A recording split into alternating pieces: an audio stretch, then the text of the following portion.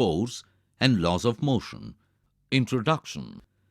In our daily life, we observe that some effort is required to put a stationary object into motion or to stop a moving object. We ordinarily experience this as a muscular effort and say that we must push or hit or pull on an object to change its state of motion.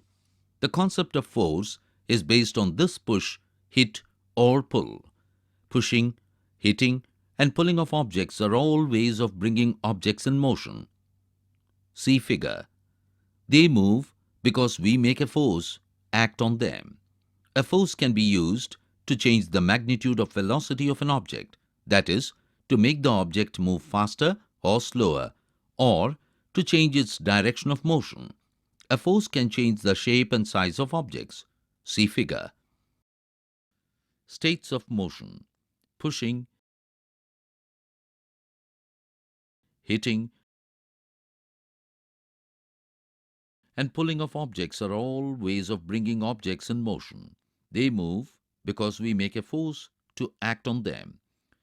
A force can be used to change the magnitude of velocity of an object, that is, to make the object move faster or slower, or to change its direction of motion.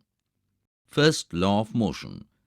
The first law of motion is stated as: an object remains in a state of rest or of uniform motion in a straight line unless compelled to change that state by an applied force.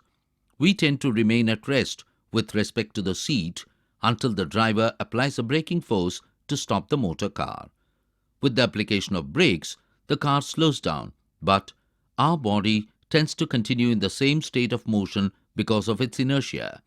A sudden application of brakes may thus cause injury to us by impact or collision with the panels in front. Safety belts are worn to prevent such accidents. Safety belts exert a force on our body to make the forward motion slower. Inertia of coins. Make a pile of similar carom coins on a table as shown.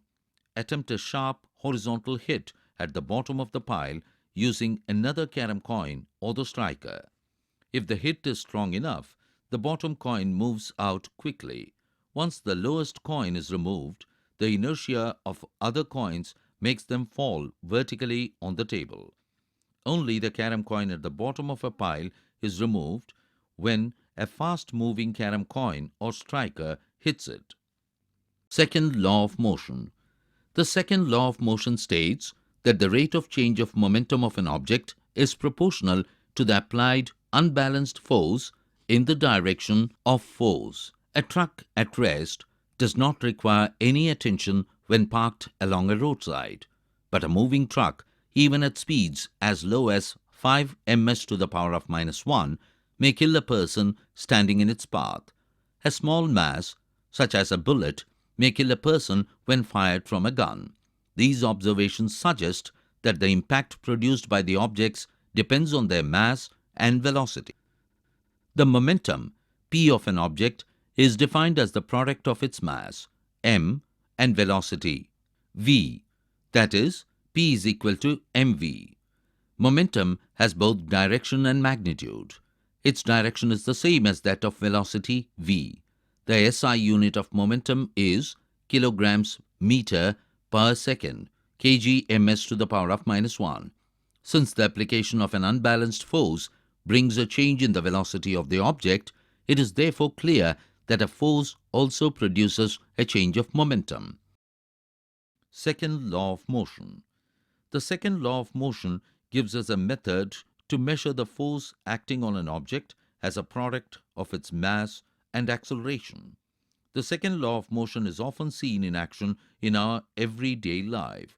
Have you noticed that while catching a fast-moving cricket ball, a fielder in the ground gradually pulls his hands backwards with the moving ball? In doing so, the fielder increases the time during which the high velocity of the moving ball decreases to 0. Thus, the acceleration of the ball is decreased, and therefore the impact of catching the fast-moving ball is also reduced. If the ball is stopped suddenly, then its high velocity decreases to 0 in a very short interval of time. Thus, the rate of change of momentum of the ball will be large. Therefore, a large force would have to be applied for holding the catch that may hurt the palm of the fielder. Example: a constant force acts on an object of mass 5 kilograms for a duration of 2 seconds. It increases the object's velocity from 3 ms to the power of -1 to 7 ms to the power of -1.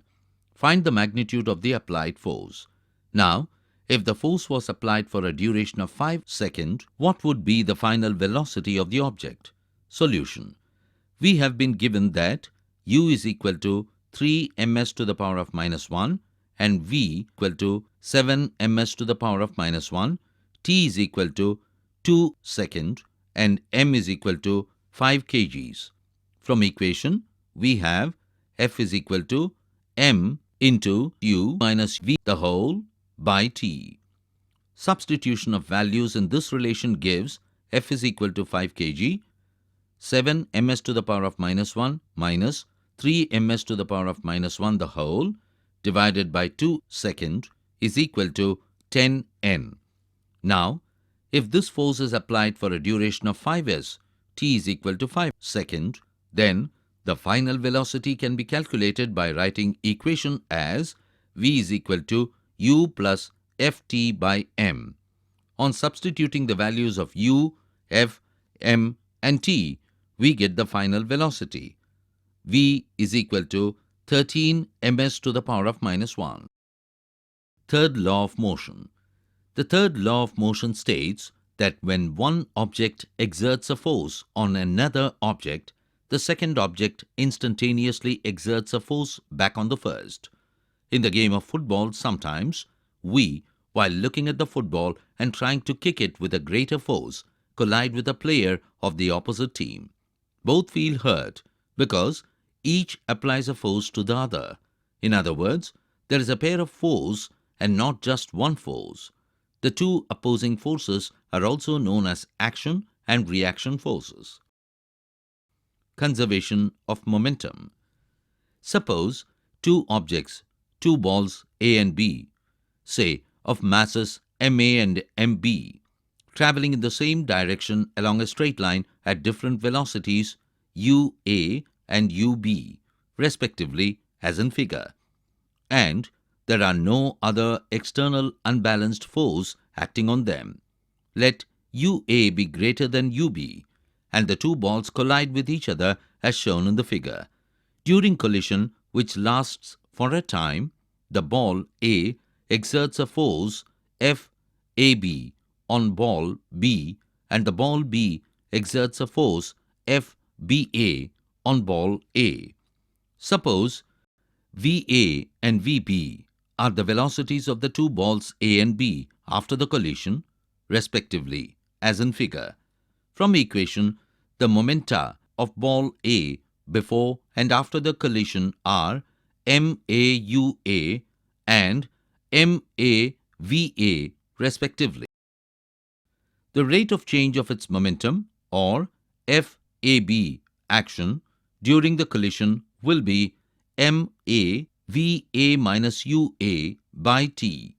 Similarly, the rate of change of momentum of ball B is equal to FBA, or reaction, during the collision will be MB VB minus UB the whole divided by T.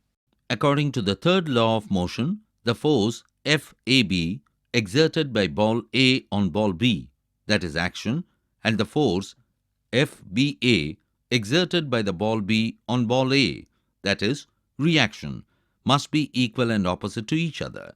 Therefore, FAB is equal to minus FBA, or MA into VA minus UA the whole divided by T is equal to minus MB VB minus UB the whole divided by T.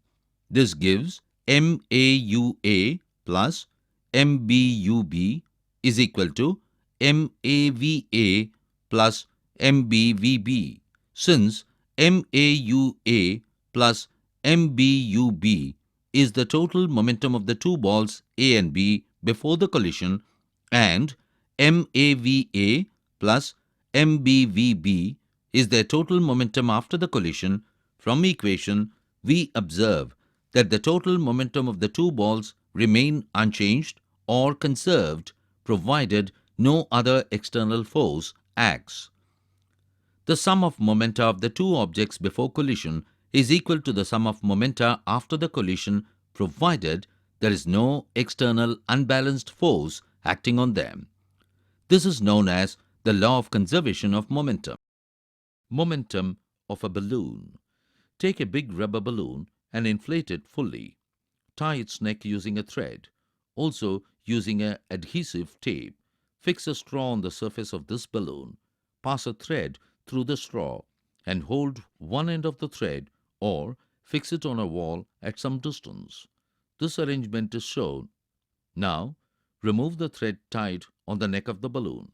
Let the air escape from the mouth of the balloon. Observe the direction in which the straw moves. The straw moves in the direction of the balloon. Third law of motion. Take a test tube of good quality glass material and put a small amount of water in it. Place a stopcock at the mouth of it. Now, suspend the test tube horizontally by two strings or wires as shown in figure. Heat the test tube with a burner until water vaporizes and the cork blows out. Observe that the test tube recoils in the direction opposite to the direction of the cork. Also observe the difference in the velocity the cork appears to have and that of the recoiling test tube. Accelerated motion. What happens when we ride a bicycle? When we stop pedaling, the bicycle begins to slow down. This is again because of the friction forces acting opposite to the direction of motion. In order to keep the bicycle moving, we have to start pedaling again. It thus appears that an object maintains its motion under continuous application of an unbalanced force. However, it is quite incorrect. An object moves with a uniform velocity when the forces acting on the object are balanced and there is no net external force on it. If an unbalanced force is applied on the object, there will be a change either in its speed or in the direction of its motion. Thus, to accelerate the motion of an object, an unbalanced force is required.